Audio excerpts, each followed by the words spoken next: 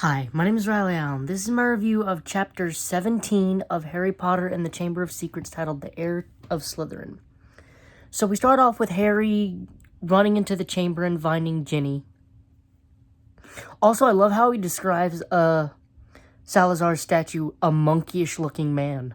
What the hell? So, here is where me and Harry have some difficulties. Because he proceeds to chuck his wand to the side. And keep that thing on you, dude. That is your wizard gun. That's your wizard pew-pew. Well, he chucks it to the side and finds out that Ginny is alive. So he tries to start dragging her, to his credit. Only for this, ghostly figure who was not there a moment ago to say, or I guess he didn't notice him, to say, she's not going to wake up. And Harry, noticing he's Tom Riddle, noticing he's the same age, and him getting confirmation that he's not a ghost, decides to not immediately distrust him, tries to find his wand, sees Tom holding it, which is, I don't know how he could do that.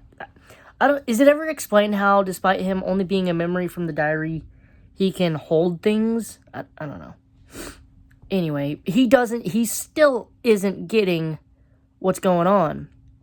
Finally, though, it starts slow, but he's like 12, so okay, I guess.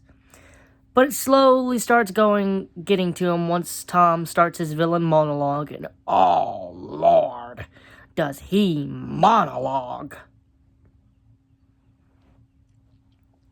So he basically explains that Ginny has been writing in the diary, telling Tom all her woes. And, Tom's being the sympathetic best friend, like, that must be hard. You'll get him next time, champ. Shit like that. Eventually, though, she kind of started realizing shit's going on, and she realized, oh shit, I was the one that killed the chickens.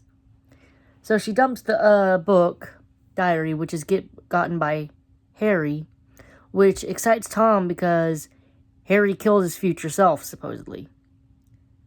Of course, it made him mad when Ginny took it back because she was scared. So that's why Tom brought her down to the chamber, because from what he knew from Ginny, he couldn't resist saving an innocent. So he starts monologuing again, and Harry is Dumbledore's wingman here. Like, Dumbledore probably saw right through you. Yep, he did.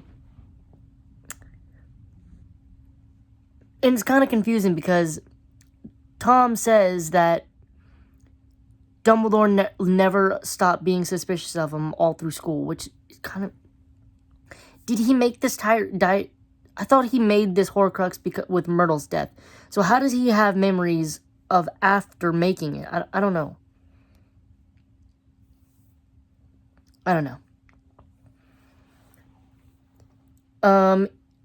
He also says, after Tom says, I'm the most powerful sorcerer alive, Harry says, no, you're not. That's Dumbledore. Even you knew it. You refused to go to Hogwarts during the First War because Dumbledore was there. And you're still scared of him now, hiding wherever you are now. Tom tries to retort that I sent him fleeing by the mere memory of me, which is, kinda. Fox comes in with the sorting hat while Tom summons the basilisk, and the basilisk and Fox start to have a fight, with Fox clawing out the basilisk's eyes. Harry starts to put on the hat and basically beg for help until he hears a clunk and almost gets knocked out, pulling out the sword of Gryffindor, we later learn, and killing the basilisk, and kind of dying in the process because it stabs him deep in his arm. And the basilisk is, of course, poison, so he starts to slowly die while, of course, Tom's still monologuing, mocking him. only for Fox to come in clutch and be like, nah, I got you, bro. I got some tears. Because Phoenix can heal. So then Fox again comes in clutch, like, tosses the diary to Harry, like, come on, bro, you got this. And immediately stabs it. Like, Harry was Dumbledore's hype man, and Fox was essentially Harry's hype man this chapter. Like, yeah, you got this. I mean, I'm doing the hard job, but, like, you got this, my dude. You got this. So, Ginny starts waking up.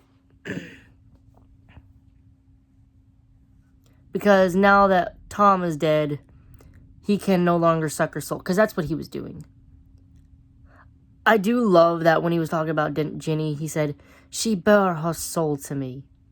And that is exactly what I needed. So, I was right last chapter. I assumed that she was going to tell Harry and Ron about the chamber, but she couldn't do it in front of...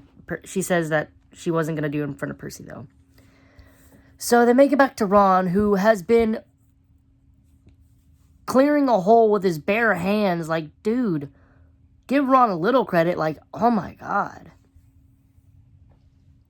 So, they all slip through, and we find out that Lockhart is beyond saved. Like, he is fucked. His mind is gone. It got obliviated, and he doesn't know where he is, who he is, what he is. They manage to get, with Fox, Fox manages to fly them up through the chute. All of them, because he's a magic bird. He can carry the weight of 4 people, including 3 children and an adult. And they are greeted by Myrtle, who's disappointed that Harry didn't die. Oof. With her saying, if you ever die, you can share my bathroom with me. Nope, no. Which is kind of funny because Myrtle technically is like only 13 or some shit. Like, she's 13 to 15, I believe. I can't remember if it ever said her year. So she's like still a teenage girl. At heart, I guess. Just a ghost. And I love Ron's quip of, better watch out, Ginny, you've got competition. Poor Ginny, though, is still crying too hard to notice. So, they end up making their way to McGonagall's office, and that's how the chapter ends.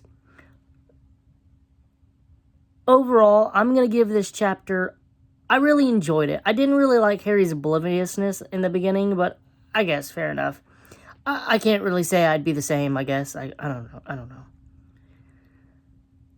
He was more worried about Ginny's health than anything. And I do love his slow horror realization, like, oh my god. I'm gonna give this chapter an 8 out of 10. Thanks for watching the video. Leave a like, comment, subscribe if you want, and I'll see you in the next video.